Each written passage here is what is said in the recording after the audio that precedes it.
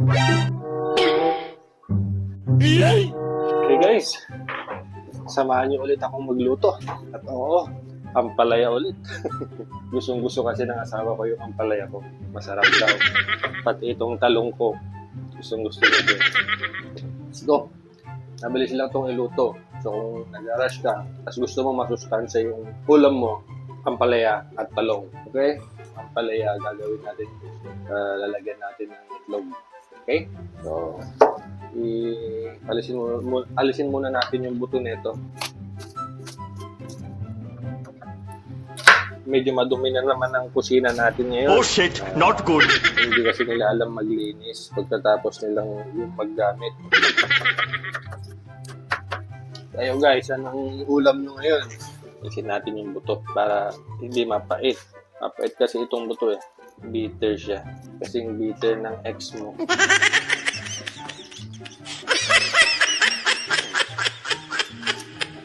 Lalagyan natin siya ng kamatis kasi before walang kamatis. Although masarap din yung niluto natin kamakailan lang na ampalaya ng itlog na walang kamatis. Now, mas kumpletuhin natin para mas masarap. Lagyan natin ng kamatis. Itong talong, may papakita ako sa inyo. Ibang technique ng pag-insalada. Hindi natin siya i-direkta sa apoy. I-ano lang natin siya, i-boil. Ilaga lang natin. Then, alisin natin yung balat. Tapos, chop-chopin natin.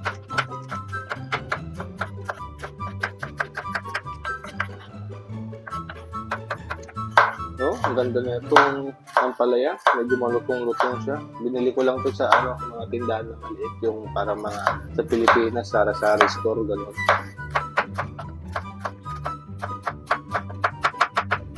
Tagal-tagal din tayo hindi nakapaggawa ng vlog natin na yung may ginagawa tayo. Kasi busy din. Tapos sarap matulog eh. Importante rin kasi yung pahinga guys. Hindi always na trabaho ng trabaho. Diba? Kailangan din natin ipahinga yung katawan natin. Number 1 yan.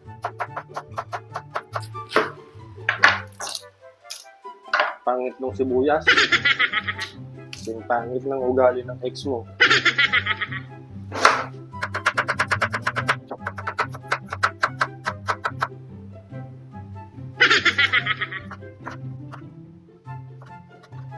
Nilalagay ko lahat para hindi sayang. Kasi yung iba, inaalis ko yung buto ng kamatis. Ganun din ba kayo? Inaalis na yung buto ng kamatis. Okay, so ilaga muna natin itong talong. Alright? Meron tayo dito, 4 na talong. Ayan. Ayan.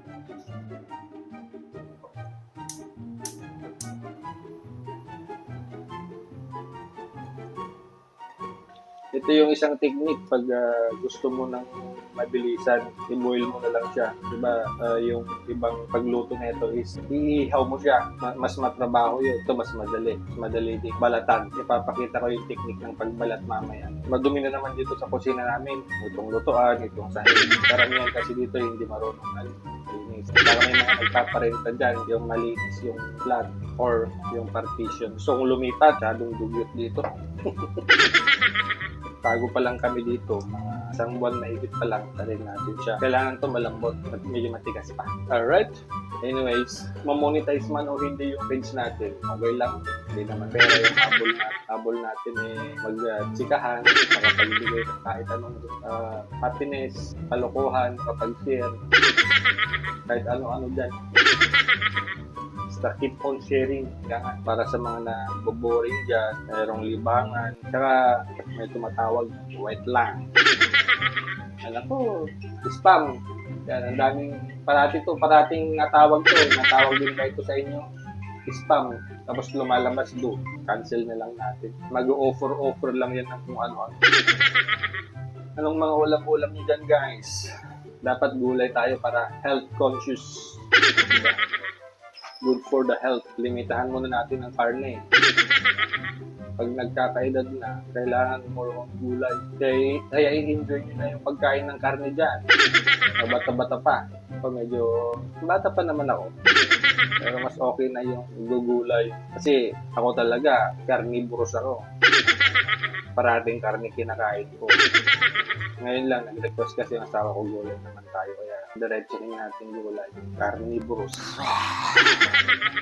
Uy, malapit-lapit na. Malambot-lambot na siya. Uy! Mainit. Wala tayong tong eh. Kaya pinagtutong ko yung kamay ko.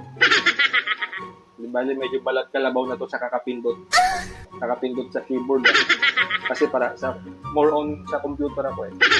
Halos magdamag. Good morning. Yung flatmate natin, Ilocana siya. Gaya ko Ilocana. Mas gusto ko kasi yung malambot eh. Kasi kung matigas, hindi masarap. Mas masarap yung malambot. Kaysa sa matigas. Tama ba? Alam ko kung may butas yung talong. Okay pa naman. Okay pa. Okay na to guys. So, iahon na natin. Mainit! Habang nandito to, nagluluto pa rin to kasi mainit pa. Naluluto pa rin sa loob. Okay, mag-gisa na tayo. Alright, mantika. Wala na tayong mantika. Paubos na. Magic sarap. Ay, magic sarap. Ginisa mix. Ayan. Okay. Lagay na natin yung sibuyas.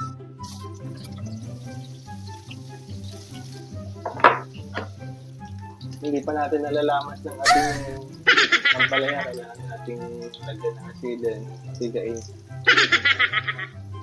Lagay na rin natin ito, kamatis.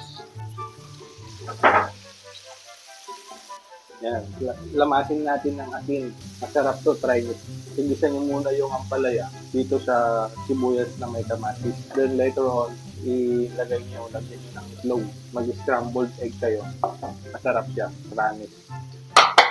Importante dito meron kayong ginikamit sa ganitong luto para mas ma-level up. Kaya yung mag-partner, sino ang nagluluto. Okay, lagyan natin to.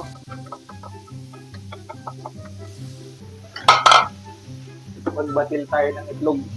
Kunin natin yung basurahan natin. Para hindi madagdagan yung kalat dito. Kasi masyado ng dugyot.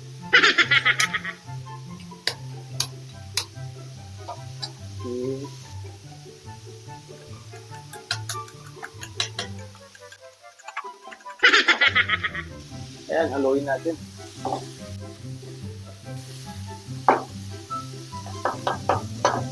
Lagyan natin ng paminta at saka olive oil.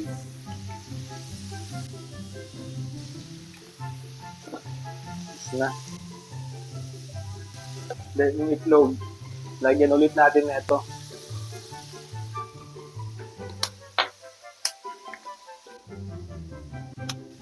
Haluin natin. Kailangan madurog yung kamatis. More olive oil. Masyado kasing dry, kaya lagyan natin ng olive oil. Oh, ito na yung egg natin na binatil. Diba? Looks amazing. Okay siya. Lagyan na natin ng ginisa mix.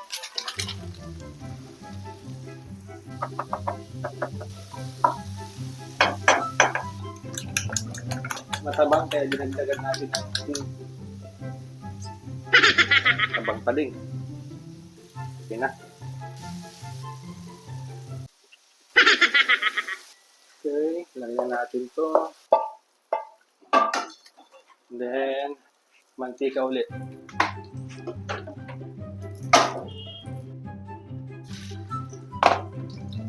Mas madaling baliktarin mamaya. Ako, basa na dito.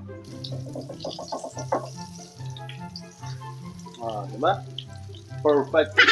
Perfect flip. Kuha tayo ng tissue para dun mag-drip yung oil. Diba? Perfect. Hindi na siya gaya ng pinitsa natin last time. Kasi last time nilagay ko lahat. Ito kaya ko ng flip. Oh, pwede na to.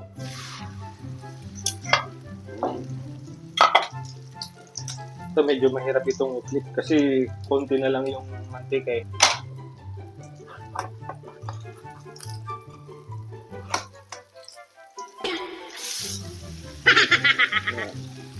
Sakto lang siya. Okay na to. luto na. Luto na ang ating scrambled ampalaya egg. Okay.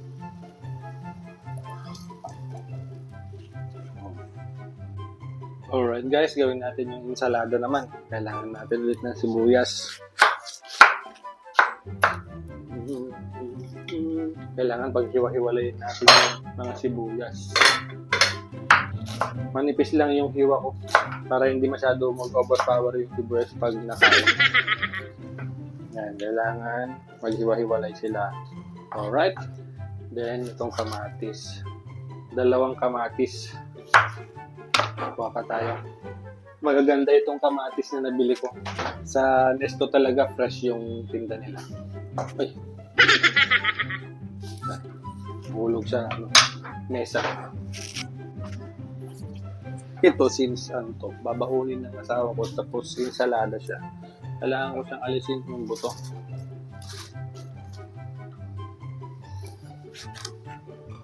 Chop na natin.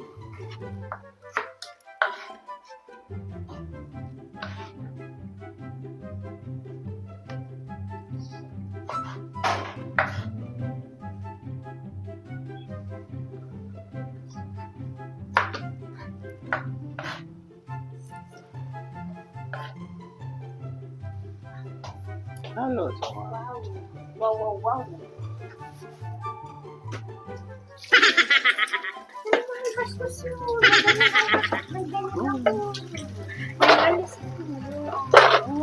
Huwag mo papakita yun For the sa content yan. Huwag mo papakita yun sa vlog. Yan na yung mga slice natin. Kailangan natin. Lagyan mo ng sili, pero hiwalay mo muna yung kay Maring Liza naman. May kukunin ko yun. Lagyan na natin na bagoong. Wow, sarap.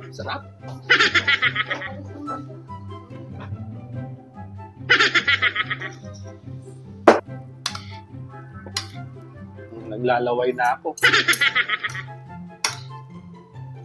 Tapos, ang ensalada, asan yung isang niluto natin? Luto na. Kain na tayo. Let's see. Babush!